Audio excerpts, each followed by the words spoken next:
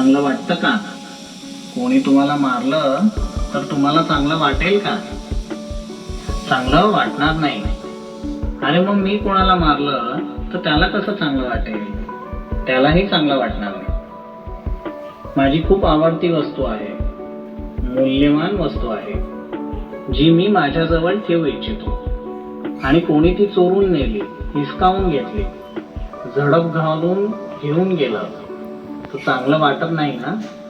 त्याचप्रमाणे मी कोणाची वस्तू चोरी केली तर त्याला कसं चांगलं वाटेल?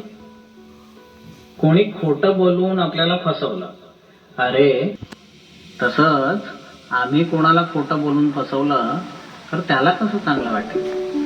कोणी आपल्याला वाईट बोललं, कटू बोललं, शिव्या दिल्या, कोणी आपली निंदा केली, कोणी आपली चुगली केली तर आपल्याला चांगलं वाटत नाही.